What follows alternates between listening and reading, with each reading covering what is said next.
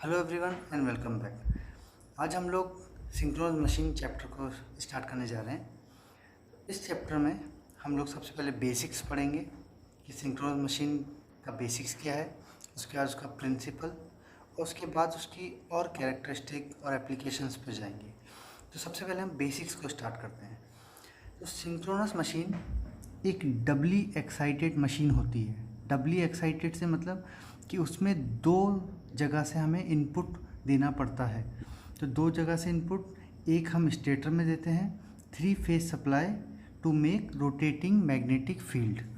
एक rotating magnetic field हम stator में डेवलप करते हैं और रोटर में हम डीसी सप्लाई देते हैं टू प्रोड्यूस फील्ड फ्लक्स। तो वहाँ पर हमें फील्ड फ्लक्स प्रोड्यूस करना होता है। तो स्टेटर की बात करें तो स्टेटर में हम लोगों की वाइंडिंग्स को हमारे, क्योंकि ये मशीन 3 फेज होती है तो हमारी 3 फेज कौन से होते हैं, आर, वाई और बी।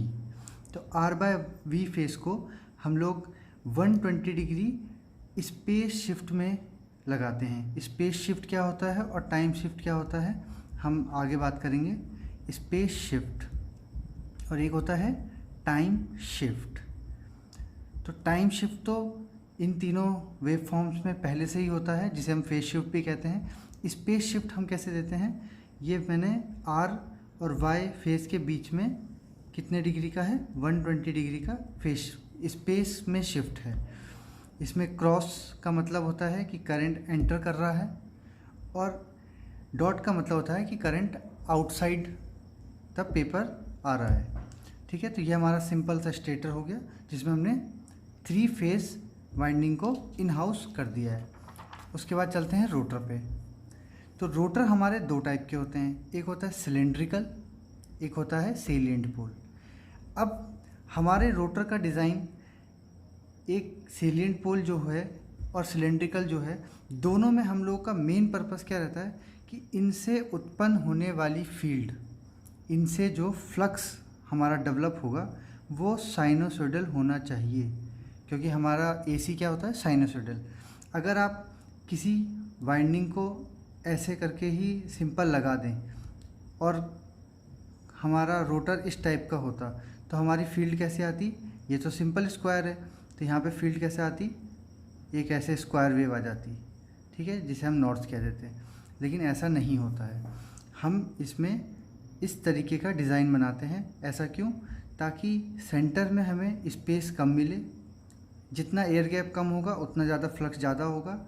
और जैसे जैसे एक एज पर हम आते हैं तो एज पर हम लोग स्पेस को बढ़ा देते हैं ताकि वो धीरे धीरे हमें एक सिलेंड्रिकल, एक साइनोसॉइडल वेव हमें मिल जाए फ्लक्स की। तो फ्लक्स की साइनोसॉइडल वेव बनाने के लिए हम जो रोटर है, रोटर को इस तरीके से ग्रेजुअली एयर गैप को बढ़ाते चलते हैं। ऐसा हम सेलिएंट पोल में क्यों करते हैं, ताकि हमें साइनोसॉइडल वेव फॉर्म मिले फ्लक्स की। ठीक है, सिलेंड्रिकल में हम पे ये ऑप्शन नहीं होता है, तो वहाँ पर हम क्या करते हैं कि वाइंडिंग्स को इस तरीके से भी लगा सकते थे, एक साथ यहाँ से एंटर करती, यहाँ से आउट आती, यहाँ से एंटर करती, यहाँ से आउट आती। लेकिन ऐसा नहीं किया। हमने क्या किया, जहाँ पे हमारा पोल डेवलप हो रहा है वहाँ पे हमने ज़्यादा वाइंडिंग करी, बाकी की वाइंडिंग को हमने से डिस्ट्रीब्यूट कर दिया। इस तरीके की वाइंडिंग को क्या बोलते हैं, डिस्ट्रीब्यूटेड वाइंडिंग। क्यों ऐसा किया हमने, ताकि जो हमारा सेंटर पॉइंट है वहाँ पे हमें फ्लक्स ज़्यादा मिले और जो हमारा आउटर पॉइंट्स हैं, मतलब इधर और इधर के पॉइंट्स हैं, वहाँ पे हमें थोड़ा फ्लक्स कम मिले, ताकि जो ओवरऑल हमारी वेव फॉर्म बने वो क्या बने, साइनोसॉइडल बने। ठीक है, तो इस तरीके की वेव फॉर्म बनाने के लिए हम लोग सिलेंड्रिकल में डिस्ट्रीब्यूटेड वाइंडिंग का इस्तेमाल करते हैं। तो सिलेंड्रिकल में साइनोसॉइडल फ्लक्स या एमएमएफ बनाने के लिए हम क्या इस्तेमाल करते हैं, डिस्ट्रीब्यूटेड वाइंडिंग। ठीक है, और यहाँ पर हम क्या करते हैं, हम एजेस पे, जो हमारे पोल हैं उसके एजेस पे हम लोग एयर गैप को बढ़ा देते हैं ताकि हमें साइनोसॉइडल वेव फॉर्म मिले। इसका क्या फ़ायदा होगा ये हम आगे सीखेंगे। अभी इतना जान लेते हैं कि रोटर और स्टेटर में किस किस प्रकार की वाइंडिंग होती है। यहाँ पे डीसी वाइंडिंग आप साफ दे सकते हैं, यहाँ से एंटर कर रही है, यहाँ से आउट हो रही है। तो इसमें फ्लक्स कैसा बनेगा, अगर राइट हैंड रूल लगाएंगे तो इस तरीके से, थंब का डायरेक्शन अप है तो फ्लक्स इस डायरेक्शन में जाएगा, तो यहाँ नॉर्थ बना, यहाँ पर साउथ बना। ठीक है, अब चलते हैं जो जिस फंडे पर हमारी सिंक्रोनस मशीन काम करती है।